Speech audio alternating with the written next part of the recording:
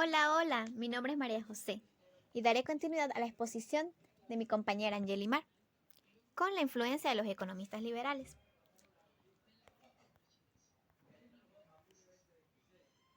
A partir del siglo XVII se desarrollaron varias teorías económicas. Estas estaban centradas en la explicación de los fenómenos empresariales, en fenómenos microeconómicos, y estaban basados en datos empíricos. ¿Qué quiere decir esto? Que estaban basados en la experiencia cotidiana y en las tradiciones del comercio de la época. A finales del siglo XVIII, los economistas clásicos liberales obtuvieron la aceptación de sus teorías. El liberalismo tuvo esta base o esta frase así: la vida económica debe separarse de la influencia estatal. El liberalismo económico. Este corresponde al periodo del desarrollo de la economía capitalista, basada en el individualismo. Y como lo dije anteriormente, el liberalismo nos decía que la vida económica debe separarse de la influencia estatal, pues el trabajo sigue los principios económicos y los derechos humanos deben existir siempre una armonía preestablecida en todos los individuos.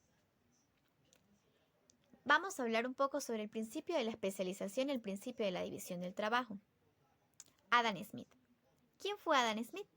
Adam Smith fue el fundador de la economía clásica y este reforzó la importancia de la planeación y de la organización dentro de las funciones de la administración. Fue el creador de este principio, con este pensamiento. El origen de la riqueza de las naciones reside en la división del trabajo y en la especialización de las tareas. También tenemos a Karl Marx y a Friedrich Engels.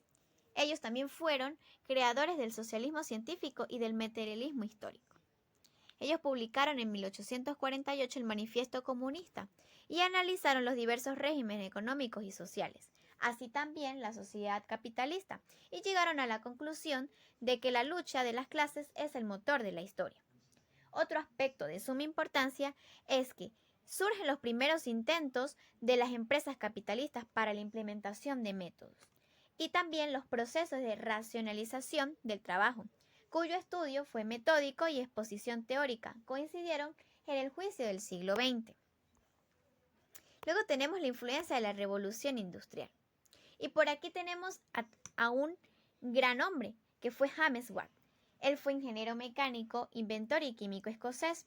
Él inventó la máquina a vapor y tras este experimento surgió la aplicación de una nueva concepción del trabajo, que modificó por completo la estructura social y comercial de la época.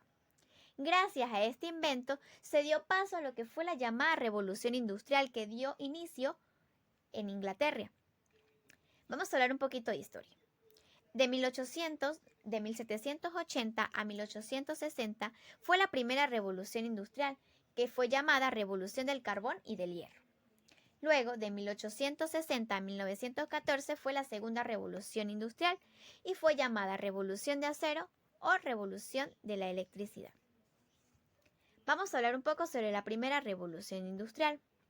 Estas tienen distintas fases, con distintas características cada una. La primera fase fue la fase de la mecanización de la industria y de la agricultura.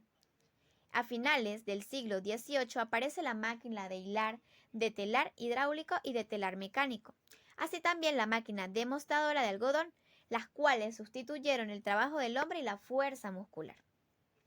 En la segunda fase está la aplicación de la fuerza motriz en la industria.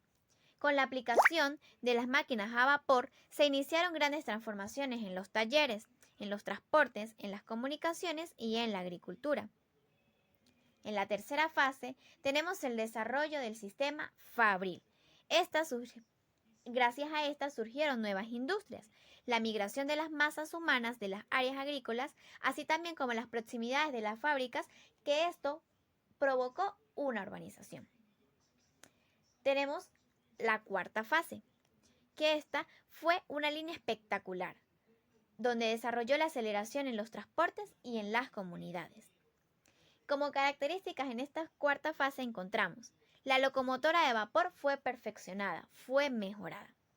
También se construyó en Inglaterra la primera vía férrea y aparecieron otros medios de comunicación, como por ejemplo el telégrafo eléctrico, que surgió también el sello postal, y Graham Bell fue el que inventó el teléfono. Luego tenemos la segunda revolución industrial. Esta fue provocada por tres grandes acontecimientos. Primero, la aparición del proceso de fabricación del acero que se llevó a cabo en 1856. Luego, el perfeccionamiento del dínamo en 1873.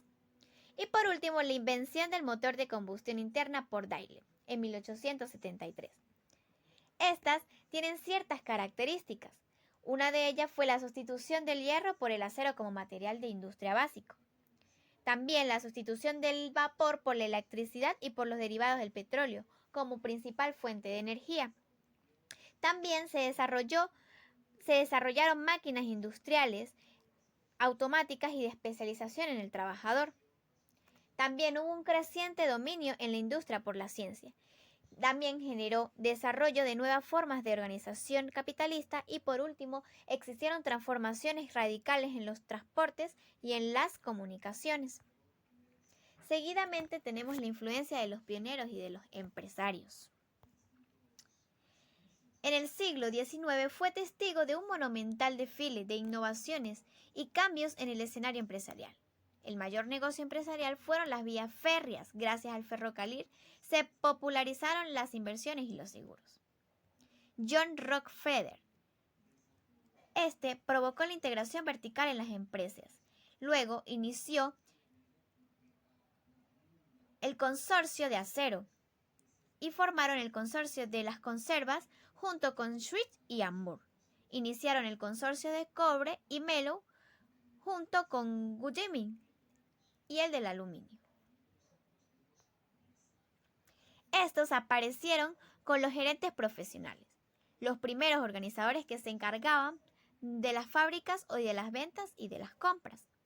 Para los empresarios era mejor aumentar la producción que garantizar una red de distribución y de ventas. Luego tenemos a Gustavo Schweppes, quien fue pionero de la industria frigorífica, y este desarrolló una estrategia que consistía en consolidar la fabricación, lograr la distribución propia y conseguir el control de la materia prima.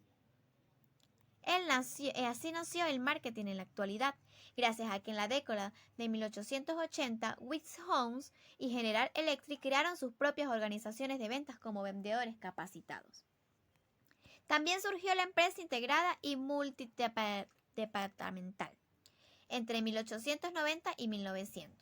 Esta tuvo un lugar de fusiones de empresas como medio de utilización racional de las fábricas y de reducción de precios. Todo esto gracias a Gustavo Schweppes. Luego, a finales del siglo XX se crearon las condiciones para la empresa de surgimiento de las grandes organizaciones de la empresa. Esta tuvo un desarrollo tecnológico, libre de comercio, transformación de los mercados de vendedores en mercados compradores. También el aumento de la capacidad de inversión de capital y el aumento de los niveles del punto de equilibrio. También hubo una rapidez en el ritmo del cambio tecnológico y el crecimiento de los negocios y de las empresas. Todo esto creó y conformó la teoría administrativa. Estos factores complementaron las condiciones propicias para la búsqueda de las fases científicas, para el mejoramiento y la práctica empresarial. Y así se dio la teoría administrativa. Gracias a todos estos factores, la revolución industrial marcó el comienzo de la era industrial que denominó el mundo económico hasta los finales del siglo XX. Esto fue todo. Muchas gracias por su atención.